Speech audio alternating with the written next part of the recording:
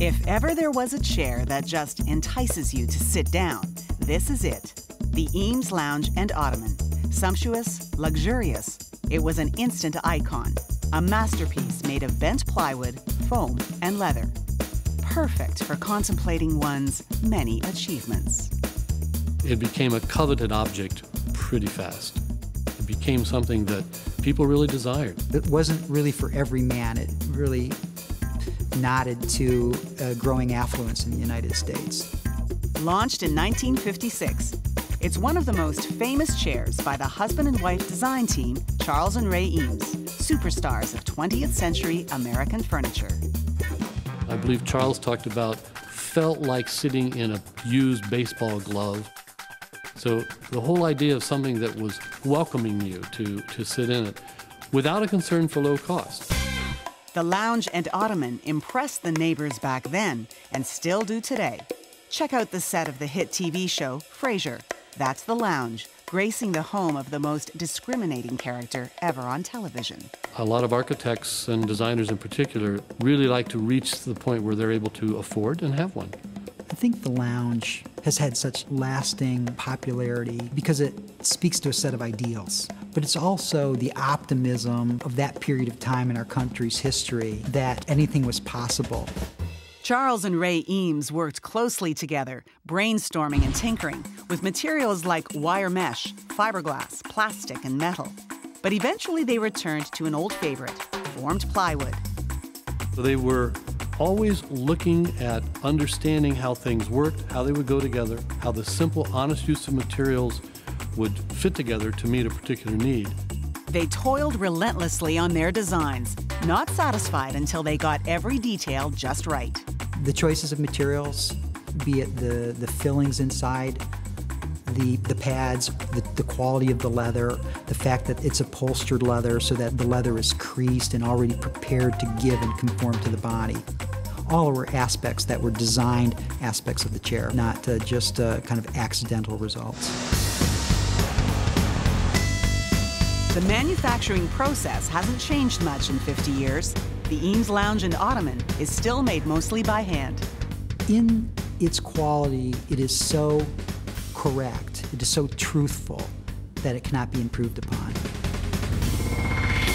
It all starts here with the highest quality leather hides. They're laid out and examined for any slight imperfections. We're marking it for any flaws, scars, bug bites, any kind of defects that we don't want in the finished chair. Flaws are marked with red tape, which are then picked up by a computer scanner. It then calculates the best way to cut the hide. From that scan, the patterns can be automatically nested or placed, basically avoiding all of the defects.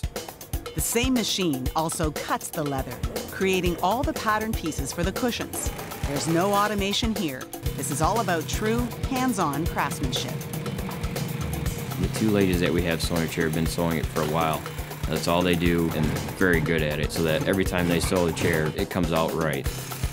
So they're going to start out by sewing the arms, sewing the seats, sewing the back, sewing the zippers in, sewing the fiberboard onto the bottom. So that's really the first step in producing the chair.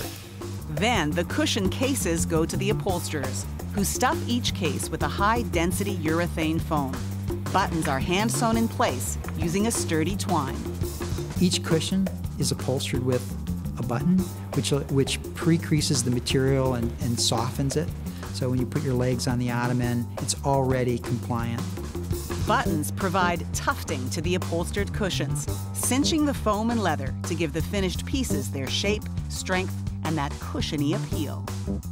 Sheets of plywood, or veneers, are fed into this conveyor, where they receive a coat of glue on both sides. Then the veneers are sandwiched, alternating dry sheets with glued ones. The wood grains are crossed for added strength. The wood grain that you choose really gives a lot of its character. When the chair started out, rosewood was kind of the high end, the look to get. And since then, we've replaced that with a Santos, which is a little bit more environmentally friendly.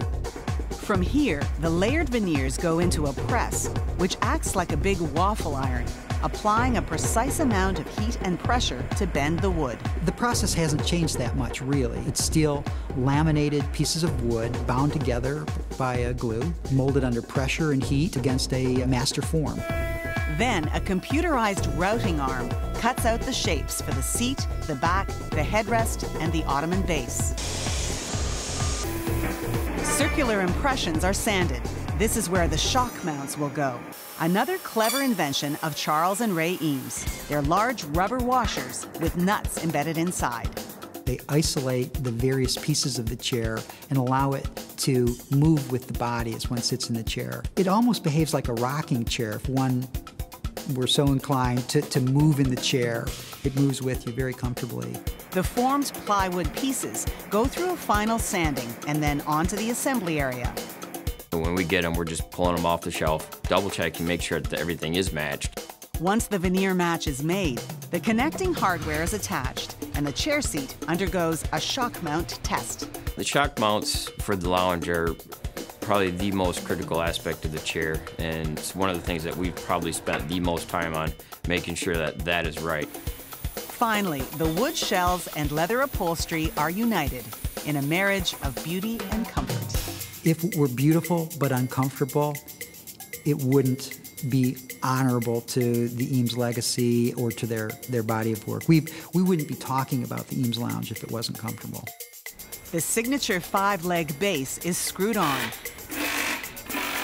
Each cushion is carefully nudged into its plywood shell, and then the final hardware is attached. But there's one more step before they leave the factory. Each and every lounge has to have this man's final stamp of approval. We do what we call a rock test, so we'll have the person who assembles it sits in the chair, and they basically are doing rocking back in the chair 3 times. It's kind of our final check to make sure, all right, everything's in, the shock mounts are doing what they're supposed to be doing, and the chair functions and performs like it's supposed to. The Eames Lounge rocks. It's been a remarkable bestseller and has been in continuous production, virtually unchanged, for more than 50 years. For me, the favorite thing is seeing a whole rack of them. You'll look at the top one and there's hardly any grain at all, and the one on the bottom will be a completely sporadic grain. For me, being the wood lover that I am, that's what I really like to see. I think it's impossible to pinpoint when the lounge moved from just a new commercial introduction to an important piece of American history. In a sense, that is the vote of history. The fact that 55 years later, it still has that enduring quality speaks to the truth of the work.